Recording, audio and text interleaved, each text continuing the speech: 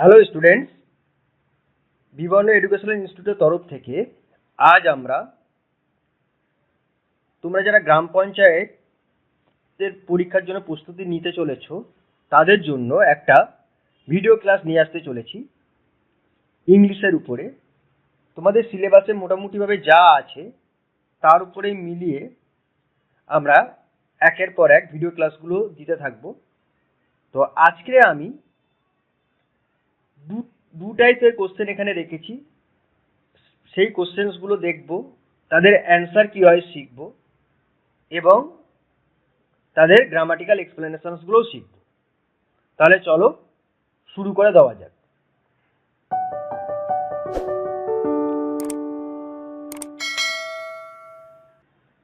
দেখো প্রথম কোশ্চেনটা কি বলছে, হি will discuss the matter with me dash the phone.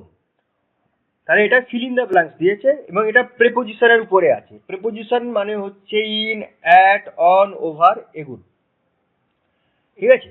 তাহলে এখানে চারটে অপশন দিচ্ছে। হি will discuss the matter with me dash the phone. Option এতে আছে ইন, অপশন বিতে আছে অ্যাট, অপশন সিতে আছে অন, আর অপশন ডিতে আছে ওভার। তাহলে এই দুটোর মধ্যে, এই চারটে অপশনসের মধ্যে which will be our answer, আমাদের অ্যান্সার কোনটা হতে হবে। দেখো সাধারণত ফোনের ক্ষেত্রে দুটো প্রেপোজিশন ব্যবহার করা হয়, এক হচ্ছে অন আর আরেক হচ্ছে ওভার।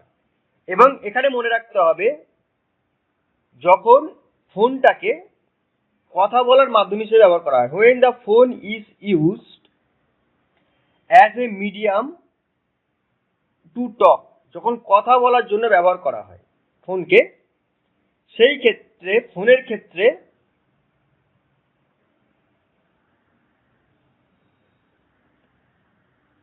দুটো প্রেপোজিশনসের ব্যবহার লক্ষ্য করা যায়, একটা হচ্ছে অন আর একটা হচ্ছে ওভার। ইন হয় না আর অ্যাটও হয় না, এই দুটো ক্যান্সেল আউট হবে। So option A and option B will be cancel out. পড়ে থাকছে হচ্ছে আমাদের দুটো, একটা হচ্ছে অন আর ওভার। এই দুটোর মধ্যে কোনটা হবে? হি will discuss the matter with me on the phone or he will discuss the matter with me over the phone. আচ্ছা দেখো এখানে option D will be our answer. Option D will be our answer. He will discuss the matter with me over phone. আচ্ছা এইবারে এক্ষুনি আমি বলেছি যে অনেক ফোনকে দুভাবে যদি ব্যবহার করা হয়, কথা বলার জন্য যদি ব্যবহার করা হয় তখন অন আর ওভার হয়। তাহলে এখানে ওভার হলো, অন কেন হলো না এটা আমরা শিখব। দেখো যদি দেখা যায় যে ভবিষ্যতে কারোর সাথে কথা বলা হবে এবং তখন ফোনটা ব্যবহার করা হবে, তখন ওভার ব্যবহার করতে হয়। যেমন দেখো এখানে বলছি যে he will discuss the matter with me dash the phone, অর্থাৎ he will discuss the matter with me over the phone. তাহলে সে আমার সাথে ব্যাপারটাকে নিয়ে ফোনেতে আলোচনা, সে আমার সাথে ব্যাপারটাকে নিয়ে আলোচনা করবে ফোনেতে। তাহলে এখনো তো আলোচনা করাটা হয়নি, বাকি আছে। আর সেটা বোঝা যাচ্ছে কিনা উইল এই অক্সিলারি ভার্বটা দিয়ে। তাহলে উইল থাকলে আমরা জানি সেটা কিনা পাস্ট ফিউচার টেন্স হয়। তাহলে এখানে সেন্টেন্সটা হচ্ছে ফিউচার টেন্সে আছে, the sentence is in the future tense. আর যখন ভবিষ্যতে কোনো কাজ করা হবে ফোনে কথা বলার মাধ্যমে তখন ওভার হবে। তাহলে হি will discuss the matter with me over the phone. কিন্তু যদি বর্তমান হয় মানে প্রেজেন্ট টেন্স হয় অথবা যদি পাস্ট টেন্স হতো তখন অন হয়ে যেত। তখন কি হতো না, তখন অন ইউজ করতে হতো। ধরো যদি বলা হয় যে হি discussed the matter with me, আচ্ছা এক্সকিউজ মি, পাস্ট টেন্স হলে ওভার হয়ে যাবে। তাহলে দুটো কন্ডিশনে মনে রাখবে যে পাস্ট টেন্স এবং ফিউচার টেন্স, অতীতকাল এবং ভবিষ্যৎকাল যদি হয় তাহলে ওভার হবে। আর একমাত্র যদি বর্তমান কাল বোঝায় তখনই অন হয়। তো যদি বলা হয় যে I am now on the phone, তার মানে কি আমি এখন ফোনেতে আছি, অর্থাৎ আমি এখন কারোর সাথে কথা বলছি। অর্থাৎ এটা মনে রেখে দেবে যে ফোনে কথা বলার ব্যাপারটা যদি বোঝায় অন আর ওভার দুটোই ব্যবহার করা যায়, কিন্তু দুটো কন্ডিশনস আছে। There are two conditions to use this two prepositions. একটা হচ্ছে যদি ফিউচার টেন্স বোঝায় আর যদি পাস্ট টেন্স বোঝায় তাহলে ওভার হবে।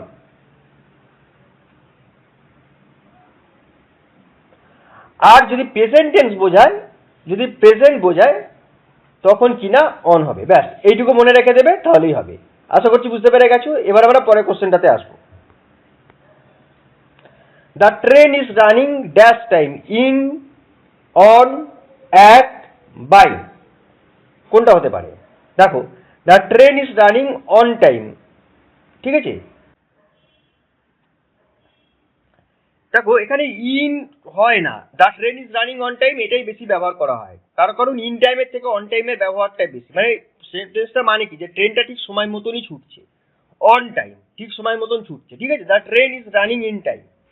আর আর অন টাইম বললে ব্যবহার করা যায় ঠিক সময় মতন ছুটছে এবং যেখানে যাবে ট্রেনটা, সেটা ট্রেনটা কিনা ঠিক সময় মতন সেখানে পৌঁছে যাবে। ইন টাইম বলে মানে দাঁড়ায় যে ট্রেনটা সময় মতন ছুটলেও যেখানে তার যাবার কথা সেখানে যেতে বেশ কিছুটা পরে দেরি হয়ে যেতে পারে। তাই এখানে the best preposition is on. Option B will be answer.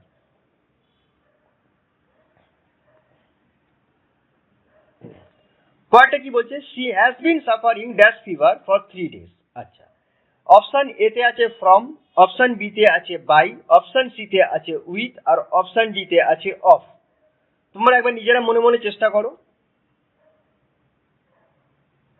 She has been suffering dash fever for 3 days। হ্যাঁ, ওকে। আচ্ছা, তোমরা যারা মনে মনে এ অপশনটাকে বেছে নিয়েছো ফ্রম, তাদেরটা ঠিক আছে। তাহলে she has been suffering from fever for 3 days, মেয়েটি 3 দিন ধরে জ্বরে ভুগছে। একটা জিনিস মনে রেখে দেবে, যখনই সাফারিং এই ওয়ার্ডটা আসে, মানে সাফার এই ওয়ার্ডটা আসে, এটা আইএনজি নিয়ে আসতে পারে, শুধু এস রাখতে পারে মানে সাফার্স, অথবা ইডি রাখতে পারে সাফার্ড, যাই হোক না কেন, তখন সবসময় কি না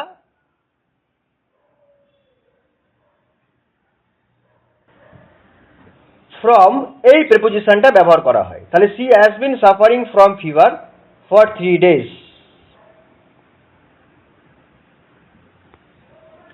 পরেরটা কি বলছে? The book was divided dash 3 sections. Option এতে 2, অপশন বিতে ইনটু, অপশন সিতে অ্যামং, আর অপশন ডিতে বিটুইন। তাহলে কোনটা হতে পারে তোমরা এবার মনে মনে চেষ্টা করো।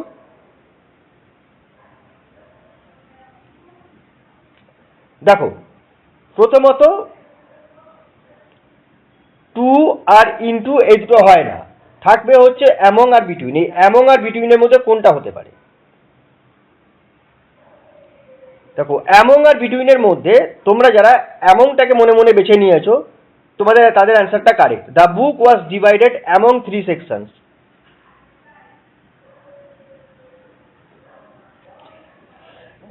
আচ্ছা, ডিভাইডেড মনে রাখবে যে এই ডিভাইডেড শব্দটার সাথে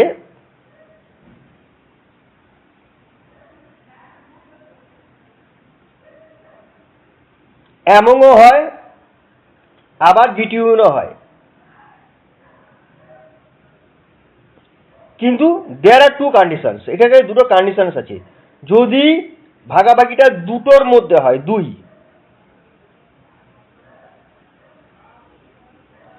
তখন হয় বিটুইন। আর ভাগাভাগির ক্ষেত্রে যদি 2 এর বেশি বেশি হয়, মানে সেটা 3 হতে পারে, 4 হতে পারে, 5 হতে পারে, etcetera, I mean more than 2 হয়, তাহলে তার ক্ষেত্রে এমন শুরু হয়ে যাবে। 2 এর জন্য হয় বিটুইন, আর 2 এর বেশি যদি হয় তাহলে হবে হচ্ছে এমন। ঠিক আছে?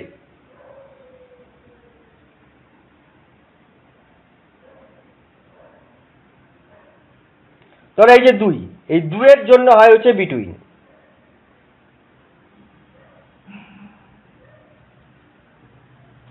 আর যদি 2 এর বেশি হয়, সে 3, 4, 5, 6 হতে পারে, কোনো অসুবিধে নেই।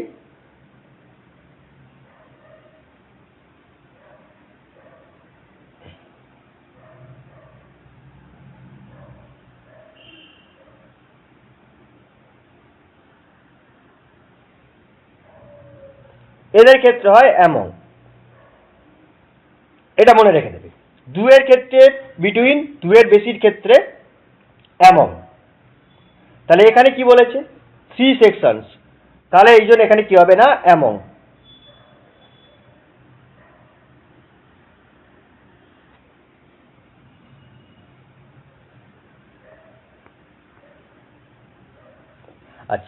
পাঁচেরটা কি বলছে? He insisted dash playing the bill. He insisted dash paying the বিল। তাকে বিলটা দেওয়ার জন্য ইনসিস্ট করা হয়েছিল, জোর করা হয়েছিল। আচ্ছা, একটা জিনিস মনে রাখবে সবসময় যে এই ইনসিস্ট এই শব্দটা যদি থাকে এর সঙ্গে সবসময় অন হয়, আর অন্য কোনো প্রেপোজিশন হয় না। Insist always take the preposition on, not any other preposition. Insist এর সবসময় অন প্রেপোজিশনটাকে নেয়, এ অন্য কোনো প্রেপোজিশন নেয় না, এটা তো fixed preposition, insisted on. Okay, তাহলে he insisted on paying the bill. আশা করছি বুঝতে পেরে গেছো। এবার আমরা পরেরটাতে আসবো। Choose the synonym of abundant. Synonym কথাটার মানে হচ্ছে সমার্থক শব্দ, অর্থাৎ সেম মিনিং।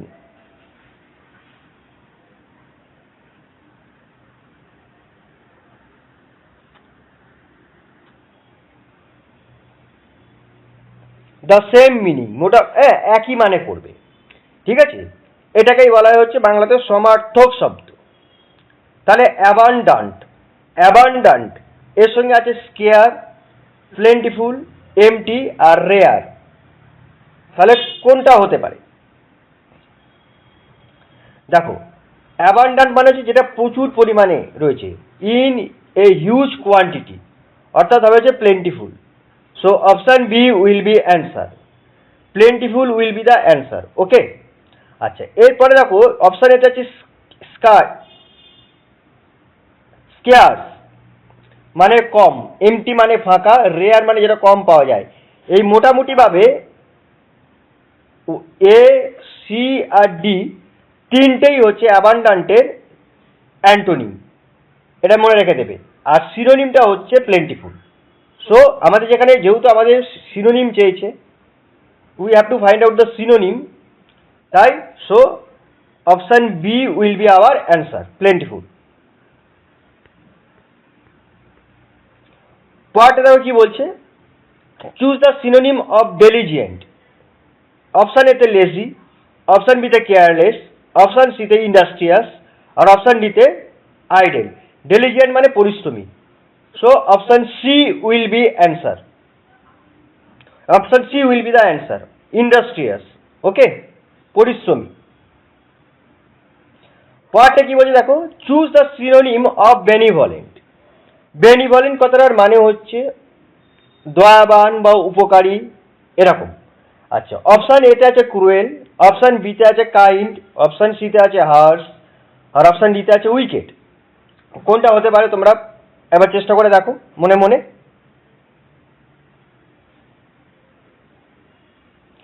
ইয়েস, তোমরা যারা কাইন্ডটা বেছে নিয়েছো মনে মনে তাদেরটা ঠিক আছে। বেনিভলেন্ট মানে পরোপকারী, দয়াবান, এরকম, দয়ালু, কাইন্ড মানেও দয়ালু, ঠিক আছে। So option B is the answer. আচ্ছা, এটার অ্যান্টোনিম, সব থেকে ভালো অ্যান্টোনিম হচ্ছে ক্রুয়েল, নিষ্ঠুর, তবে উইকেট আর হার্শটাও নিয়ার অ্যান্টোনিমস হয়, কিন্তু আমাদের যেহেতু সিনোনিম চেয়েছে, so option B is the answer.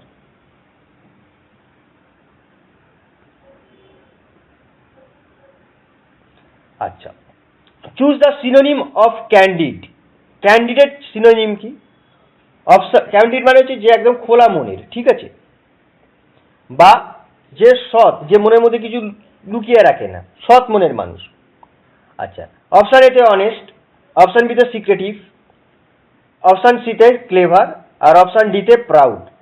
কোনটা হতে পারে নিজেরা একবার চেষ্টা করো।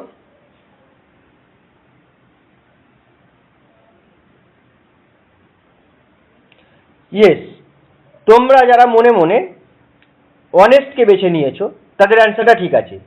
So the synonym of the word candid is honest. তাহলে ক্যান্ডিড এই যে শব্দটা, এই যে ওয়ার্ডটা, অ্যাডজেক্টিভটা, এটা কি না এটার সিনোনিম হবে কিনা অনেস্ট, ঠিক আছে।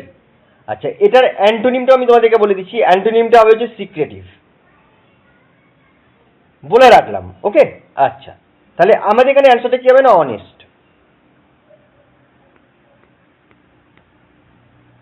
পরটা কি বলছে দেখো, চুজ দ্য সিনোনিম অফ পেরিলাস। পেরিলাস মানে যেটা বিপজ্জনক, ঠিক আছে। অপশন এতে সেফ, অপশন বিতে ডেঞ্জারাস, অপশন সিতে কাম আর অপশন ডিতে প্লেজেন্ট। তাহলে কোনটা হতে পারে? চেষ্টা করো একবার।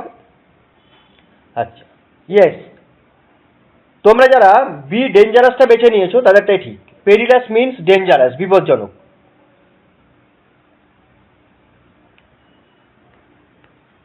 আচ্ছা, এইবারে এই কোশ্চেনটাতে দেখা যাবে যে 4টে সেন্টেন্সেস তুলে দিয়েছে, তার মধ্যে যেটা ঠিক সেটা। এটা একটা প্যাটার্ন লক্ষ্য করা যায়, আমি ফার্স্ট প্যাটার্নের উপরে রেখেছি। আর সেকেন্ড আর একটা প্যাটার্ন হয়, যেটা আমরা পরে ভিডিওতে আনবো, যে 4টে ডিফারেন্ট সেন্টেন্সেস দেওয়া হবে, তার মধ্যে যেটা ঠিক হবে সেটা অ্যান্সার হবে। আপাতত ফার্স্ট প্যাটার্নটা আমি রেখেছি তোমাদের জন্য। দেখো ওখানে কি বলছে, she do not like coffee. 1, she does not likes coffee.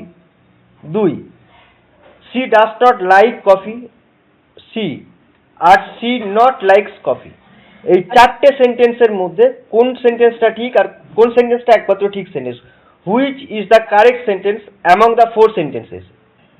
আচ্ছা, দেখো কি বলছে, তোমরা পারবে? আচ্ছা, তোমরা যারা অপশন সিটা বেছে নিয়েছো তাদেরটা ঠিক। C does not like coffee. কেন এটা হলো এবার আমরা এটা শিখবো। দেখো, ইংলিশ গ্রামারে টেন্সে কয়েকটা নিয়ম থাকে। এটা হচ্ছে, সেন্টেন্সটা প্রথমত রয়েছে প্রেজেন্ট সিম্পল প্রেজেন্ট টেন্সে। সেন্টেন্সটা রয়েছে সিম্পল প্রেজেন্ট টেন্সে। সেন্টেন্স আছে সিম্পল প্রেজেন্ট টেন্সে। আচ্ছা, সিম্পল প্রেজেন্ট টেন্সের নিয়মের মধ্যে যেটা পড়ে, যে সেন্টেন্সের সাবজেক্ট সে যদি সংখ্যাতে একটা হয়, তখন তার সাথে যে ভার্বটা বসে সেই ভার্বের সাথে এস অথবা ইএস যোগ করতে হবে। এটা হচ্ছে নিয়ম। সেই সেন্টেন্সে ভার্বের সাথে এস বা ইএস যোগ করতে হবে। অর্থাৎ সেন্টেন্স যদি সিম্পল প্রেজেন্ট টেন্স হয়, if the sentence is in the simple present tense and the subject of the sentence is singular, অর্থাৎ সিঙ্গুলার মানে একজন, then S or ES is added to the verb, তখন ভার্বের সাথে S বা ES যোগ করতে হয়। এটা হচ্ছে ফার্স্ট কন্ডিশনটা। এটা কন্ডিশন নাম্বার 1। যেমন ধরো আমরা বলবো যে সি লাইকস কফি, মেয়েটি কফি পছন্দ করে। তাহলে এখানে সি সেন্টেন্সের সাবজেক্ট, এখানে সি একটা মেয়েকেই বোঝাচ্ছে। সাবজেক্ট এখানে কজন? সংখ্যাতে একজন, তাই তার যে ভার্ব লাইকের সাথে এস যোগ হয়েছে। আচ্ছা, এবারে সেন্টেন্স যদি নেগেটিভ সেন্টেন্স হয়, তখন কি না একটা ডু আনতে হয় বাইরে থেকে। আর তখন এস বা ইএস যোগের যে ব্যাপারটা, তখন সেটা ডু এর সাথে হয়ে যাবে। তা ডু এর সাথে তো সরাসরি এস বসে না, ইএস যোগ করতে হবে। এই হয়ে গেল ব্যাপারটা। ডাজ, তখন কি করতে হবে? এই হচ্ছে অ্যান্সারটা। She does not like coffee, এই হচ্ছে।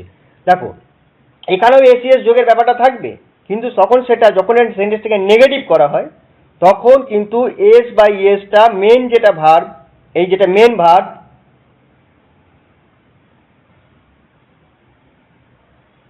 এর সাথে বসবে না। যে অক্সিলারি ভার্ব ডুটা, সেই ডু এর সাথে বসে যাবে। তাহলে she does not like coffee, এইটা that is the answer. Okay, তাহলে এবার আমরা দেখবো কোনটাতে আছে she does not like coffee. Option সিতে এসে আমরা দেখতে পাচ্ছি। ওকে, আর দেখো বিয়েতে দিচ্ছে সি ডাজ নট লাইকস, না, এসিএসটা যখন ডু এর সাথে বসবে তখন এটা ইন্ডিপেন্ডেন্ট করে দিতে হয়, থাকবে না। She does not like coffee, তাহলে এইটা হচ্ছে অ্যান্সারটা। বুঝতে পেরে গেছো? তাহলে option C is the correct sentence ও option C is the answer.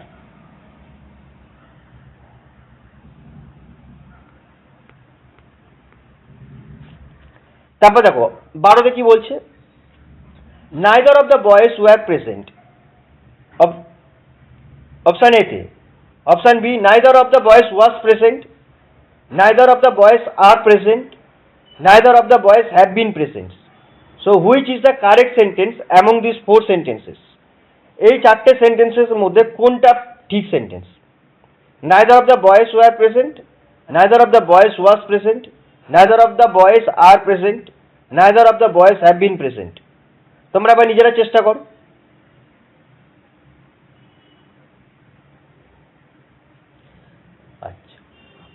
আচ্ছা, তোমরা যারা অপশন বি কে বেছে নিয়েছো তাদের অ্যান্সারটা correct. Neither of the boys was present, neither of the boys was present মানে হচ্ছে ছেলেগুলোর মধ্যে কেউই উপস্থিত ছিল না।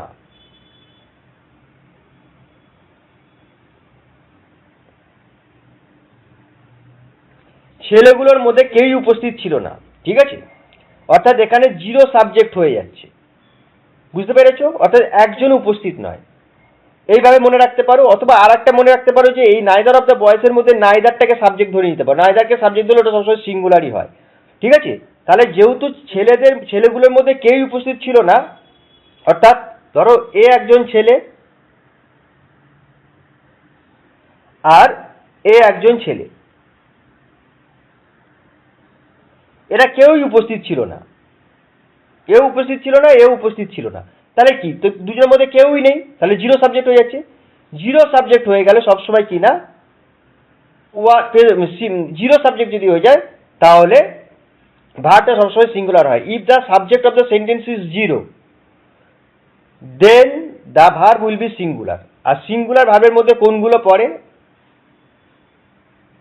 অ্যাম পড়বে, ইজ পড়বে, ওয়াজ পড়বে, আর হ্যাজ পড়বে। এই চারটেকে বলা হচ্ছে সিঙ্গুলার ভার্বস। দে আর অল সিঙ্গুলার ভার্বস। এদেরকে বলা হয় সিঙ্গুলার ভার্বস। আমি সংক্ষেপে লিখছি এসভি। তাহলে এই নিয়ম ধরে আমাদেরকে এগাতে হবে। তাহলে নাইদার অফ দ্য বয়েজ, আচ্ছা সিঙ্গুলার ভার্ব বলে দিয়েছি। তাহলে এবার প্লুরাল ভার্বগুলো একটু দেখে নিই আমরা। প্লুরাল ভার্ব কি কি হয়? Are, were, have, are were have, এই কটা, এই তিনটে হচ্ছে প্লুরাল ভার্ব।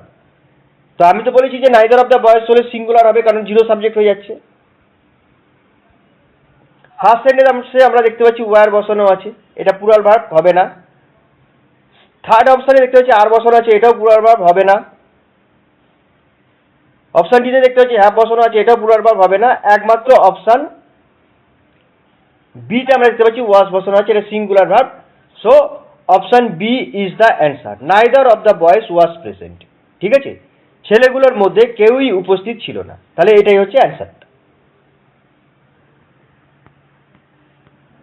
আচ্ছা, এই 12 নম্বর কোশ্চেনটার রিপিটেশন হয়ে গেছে, যিনি ছাপিয়েছেন তার দিক থেকে এটা অসুবিধে নেই। হ্যাঁ, সুতরাং এটাকে আমরা স্কিপ করে যাব।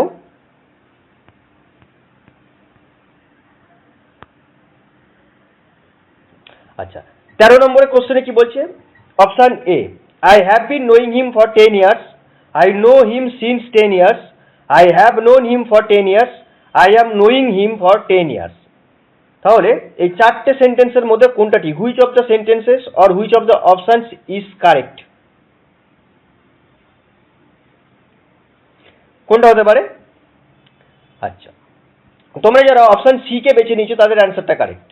I have known him for 10 years. This is the correct sentence as well as the correct option. So option C is the answer to this question. ঠিক আছে, অপশন সিটাই হচ্ছে অ্যান্সারটা। আচ্ছা, কেন এই জিনিসটা হলো? দেখো, প্রথম সেন্টেন্সে কি বলছে? I have been knowing him for 10 years. মনে রাখবে যে নো, এই যে ভার্বটা KNOW, এর সাথে আইএনজি ব্যবহার করা যায় না।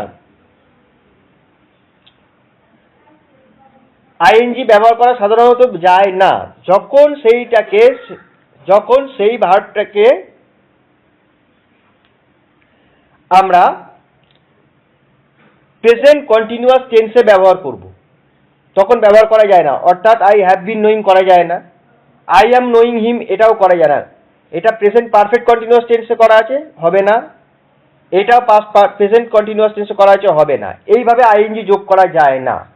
কিন্তু এই নো ভার্বটাকে যখন পার্টিসিপেল হিসেবে ব্যবহার করা হয় তখন আইএনজি ব্যবহার করা যায়। ঠিক আছে, সেটা কিভাবে হয় আমরা একটা এক্সাম্পলে দেখে নিতে পারি।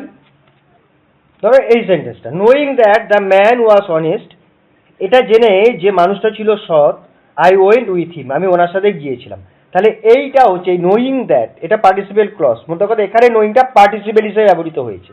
আমরা এটা পরের ভিডিওতে আরো ভালো করে শিখবো, আমি আপাতত একটু বুঝিয়ে দিচ্ছি। এই কন্ডিশনে নোয়ের সাথে আইএনজি যোগ করা যায়, কিন্তু যদি কোনো সেন্টেন্সে নোকে প্রোগ্রেসিভ ভার্ব হিসেবে ব্যবহার করা হয় বা কন্টিনিউয়াস ভার্ব হিসেবে ব্যবহার করা হয়, যেরকম অপশন এ তে আর অপশন বি তে আমরা দেখতে পাচ্ছি, তখন নো এর সাথে আইএনজি যোগ করা যাবে না। So I have been knowing him for 10 years, এটা হয় না।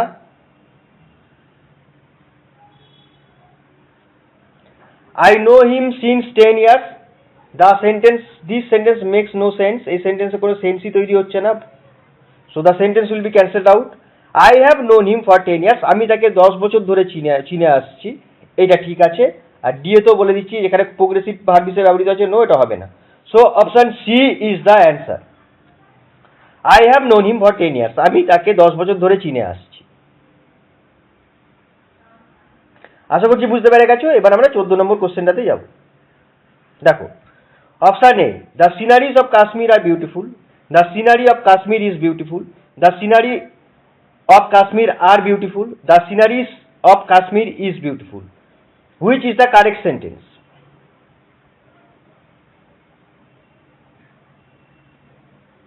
পারবে কেউ? দেখো, তোমরা যারা অপশন বিটাকে বেছে নিচ্ছ তাদের অ্যান্সারটা ঠিক আছে। The scenery of Kashmir is beautiful, কারণ জানবে। আচ্ছা, the sceneries of Kashmir are beautiful, এটা হবে না। The scenery of Kashmir are beautiful, এটাও হবে না। The sceneries of Kashmir is beautiful, এটাও হবে না। কেন the scenery of Kashmir is beautiful? This is the correct sentence as well as the correct option. তার কারণ সিনারি এর কখনো প্লুরাল হয় না, এটা সবসময় সিঙ্গুলারেই ব্যবহৃত হয়, মানে এর সাথে এসিএস কি যোগ করা যায় না। So the scenery of Kashmir is beautiful, that is the correct answer. ঠিক আছে, সিনারির সাথে কখনো এসিএস ওসব যোগ করা যায় না, এক। তাই জন্য এই অপশন ডিটা গেল, অপশন এটাও গেল। কিন্তু অপশন সিতে দেখতে পাচ্ছি সিনারির সাথে এসিএস যোগ করা নেই, কিন্তু তারপর এটা ভুল হয়ে গেল কেন? তারপর সিনারির সাথে যখনই এস বা ইএস যোগ করা যায় না যেহেতু, তাই সিনারিকে সবসময় প্লুরাল হিসেবে ধরা হয়, সিঙ্গুলার হিসেবে ধরা হয়। Scenery, the word scenery is always treated as singular. আর যেহেতু এটা সিঙ্গুলার তাই ভার্বটাও সিঙ্গুলার হবে, just like Ram is a good boy, Ram ওখানে সিঙ্গুলার সাবজেক্ট, তাই ভার্বটাও সিঙ্গুলার হয়, ইজ, তাই এই ক্ষেত্রে ইজটা অ্যান্সার হবে। So the scenery of Kashmir is beautiful, this is the correct answer. So option B will be our answer.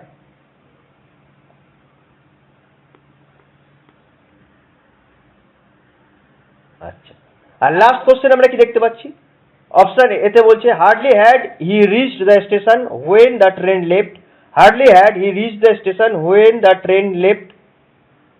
Hardly he had, sorry, hardly had he reached the station then the train left. Hardly did he reach the station then the train left. আচ্ছা, তোমরা এটা চেষ্টা করো, দেখো পারো কিনা তোমরা। Yes, তোমরা যারা অপশন এটাকে বেছে নিয়েছো তাদের অ্যান্সারটা কারেক্ট। দেখো, hardly had he reach the station when the train left. মনে রাখবে যে হার্ডলির সাথে সবসময় হোয়েন ব্যবহৃত হয়, ঠিক আছে, দ্যান হয় না কখনো। তাই দুটো তো গেল, সি আর ডি তো বাদ পড়ে যাবে। আচ্ছা, কিন্তু অপশন বিতে আমরা দেখতে পাচ্ছি হার্ডলির সাথে হোয়েনই আছে, তা সত্ত্বেও in spite of this option B is incorrect. Option বিটা ইনকারেক্ট কেন হলো? এমনকি দেখো, যখন হার্ডলির সাথে হোয়েনই আছে তারপরে এটা ইনকারেক্ট কেন হলো? দেখো, হার্ডলি ব্যবহার করার পর নিয়ম হচ্ছে আগে হ্যাডটা বসবে, তারপরে সাবজেক্টটা বসবে, হিটা বসবে, আগে হ্যাড পরে হি। হ্যাঁ, এখানে হি এর জায়গায় কোনো নামও থাকতে পারত, রাম থাকতে পারতো, হার্ডলি হ্যাড রাম, স্যাম, যে কেউ থাকতে পারতো। মোদ্দা কথা, হার্ডলির পরে আগে হ্যাড হবে, তারপরে সাবজেক্টটা বসবে। কিন্তু অপশন বিটা আমরা দেখতে পাচ্ছি হার্ডলির পরে সাবজেক্ট বসিয়ে দিচ্ছে, তারপরে হ্যাড বসিয়েছে। সো এই কারণে অপশন বিটাও হবে না। and that is why option A is the correct answer. So